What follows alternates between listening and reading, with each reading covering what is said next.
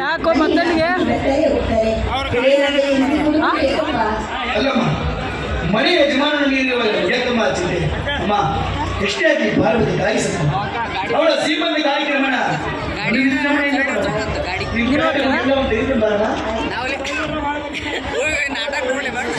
ಹ್ಯಾಂಗ್ ಮಾಡ್ತೀನಿ ನೋಡ ನನ್ನ ಚಾನಲ್ ಲಿಂಕ್ ಬಿಡ್ತೀನಿ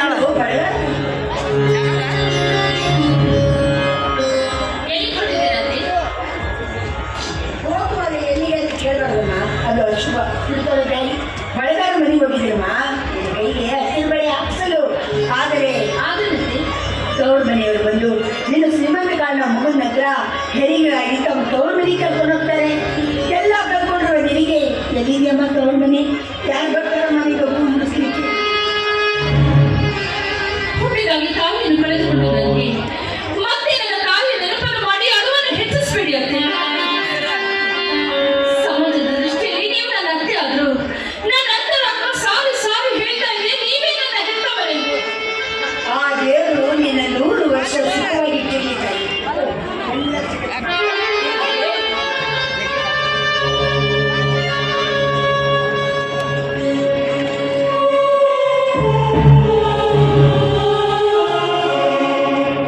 ಇಂದು ಮನೆಯ ಸಂಭ್ರಮ. ನನ್ನ ಅತ್ತೆ ಹೇಳಿದಂತೆ ನನ್ನ ಹಠ ಬಿಡಿದಿದ್ರೆ ನನ್ನ ಆಗು ಹೋಗುಗಳನ್ನು ನೋಡಿಕೊಂಡು ನನ್ನ ತವರು ಮನೆ ಕರ್ಕೊಂಡು ಹೋಗ್ತಾ ಇದ್ರು. ಎಲ್ಲರನ್ನು ಕಳೆದುಕೊಂಡು ನನಗೆ ಎಲ್ಲಿದೆ ತವರು ಮನೆ? ಯಾರಿದ್ದಾರೆ ನನಗೆ? ನಾನಿದ್ದೀನಮ್ಮ. ನನ್ನ ನೀನು ಹೆತ್ತಕ್ಕಾಗಿದ್ದು ಹೆಚ್ಚು ನೋಡು, ನೀನು ಶ್ರೀಮಂತ ಕಾರಣ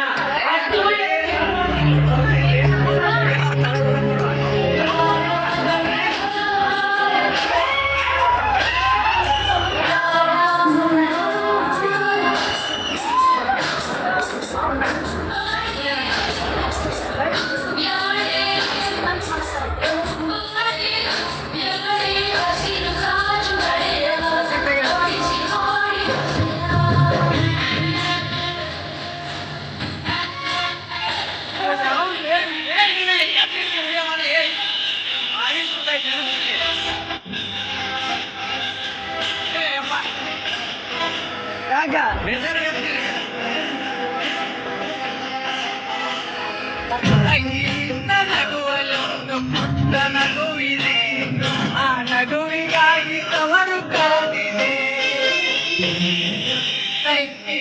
ನನ್ನದೊಂದು ಪುಟ್ಟ ಕನಸಿದೆ. ಆ ಕನಸಿಗಾಗಿ ದಾರಿ ಕಾದಿದೆ.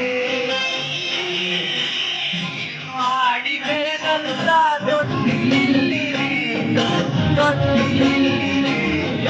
ನಿನ್ನ ನಗುವ ಆಸೆ ನೋಡಿ ಕಾದಿದೆ ನೋಡಿ ಕಾದಿದೆ. ನನ್ನ ಜನ್ಮದಲ್ಲಿ ನನ್ನ ತಂಗಿಯಾಗು ನೀ.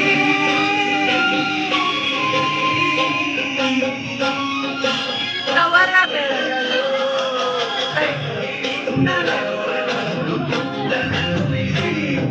ಆ ನಗುವಿಗಾಗಿ ತವರು ಕಾದಿದೆ.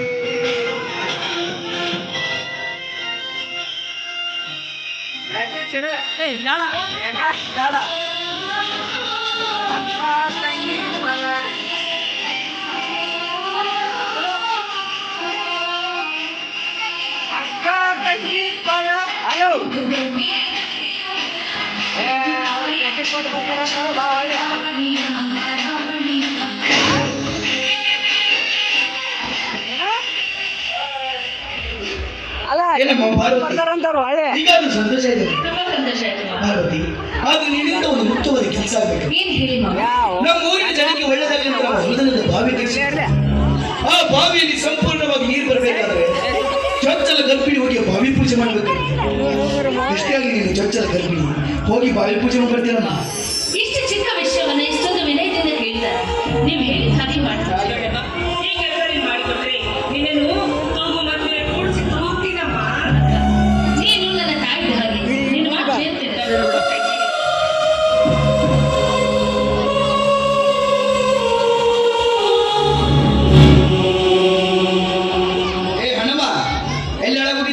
ಹುಬ್ಬಳ್ಳಿಗೂ ಇನ್ನು ನೋಡ್ರೆ ಒಳ್ಳೆ ಬರ್ಬೇಕಾದ್ರೆ ಒಂದು ವಾರ್ಪಣ ಆಯ್ತು. ನಿನ್ನ ನಂಬಿಕೊಳ್ಳಿದ್ರೆ ಯಾವ ಕೆಲಸನೂ ಆಗೋದಿಲ್ಲ ನೋಡು. ನೀನು ಮಾಡೋ ಕೆಲಸನ ನಾನು ಮಾಡಬೇಕು ಮುಗಿಸಿದ್ದೀನಿ. ಯಾವ ಕೆಲಸ ಗೌಡ್ರೆ? ಆದರೆ ಅಧರ್ಮಪ್ಪನ ಕೊಲೆ. ಗೌಡ್ರೆ ಪಾಪ ಬಡವನ್ ಯಾಕೆ ಕೊಲೆ ಮಾಡಿದ್ರು ಗೌಡ್ರೆ? ಅಲ್ಲಲ್ಲಿ ಆ ಮಗ ಬಹಳ ಅಹಂಕಾರದಿಂದ ಮೆರೆಕತ್ತಿದ್ದ. ಅಷ್ಟಲ್ಲ ಅಣ್ಣ ತಮ್ಮಂದ್ರಲ್ಲಿ ಬೆಂಕಿ ಇಡಕತ್ತಿದ್ದ. ಅದಕ್ಕೆ ಆ ಮಗನ ಮುಗಿಸ್ಬಿಟ್ಟೆ. ಹೋಗಿ ಬಿಡು, ಅವನಿಗೆ ಶೇರ್ ಮಾಡ್ತೀಯ. ಈಗ ಇನ್ನೊಂದು ಮುಖ್ಯವಾದ ಕೆಲಸ ಆಗ್ಬೇಕು. ಆ ಕೆಲಸನ ನೀನೇ ಮಾಡ್ಕೊಡ್ಬೇಕು. ಯಾವ ಕೆಲಸ ಗೌಡ್ರೆ? ಮಾಡಿ ಮುಗಿಸ್ತಾನೆ. ಬಾರ್ಲ ಹೇಳತ್ತೀನಿ.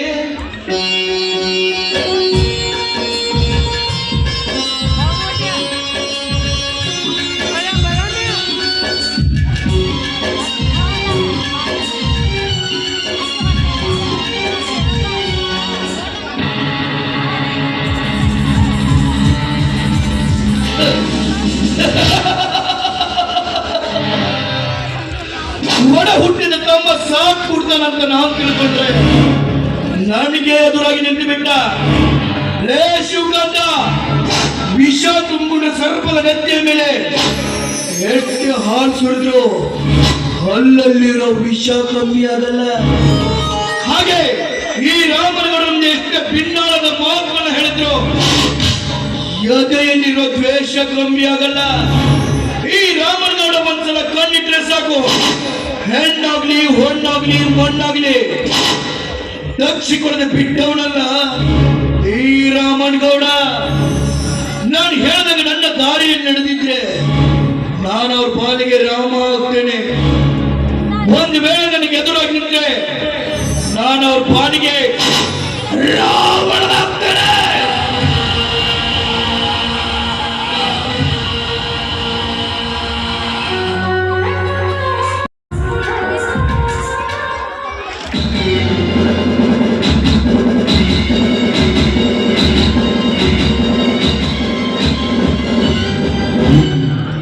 ಈ ಶುಭ ಸಮಯದಲ್ಲಿ ಮಕ್ಕಳ ದೀಪ ಆರಿ ಬರ್ತೀನಿ.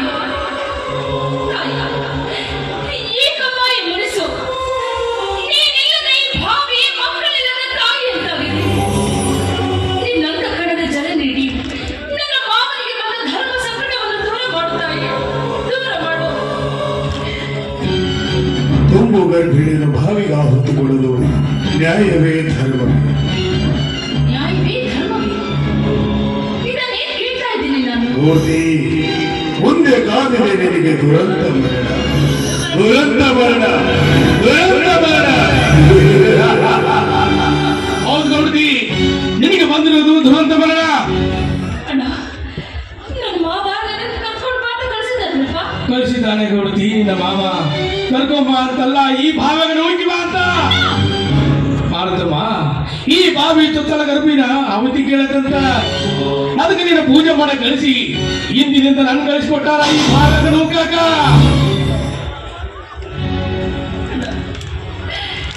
ನನಗೆ ತಿಳಿಯದಂತೆ ನನ್ನ ಬೆನ್ನ ಹಿಂದೆ ಈ ರೀತಿ ಮೋಸ ನಡೀತೇನಪ್ಪ.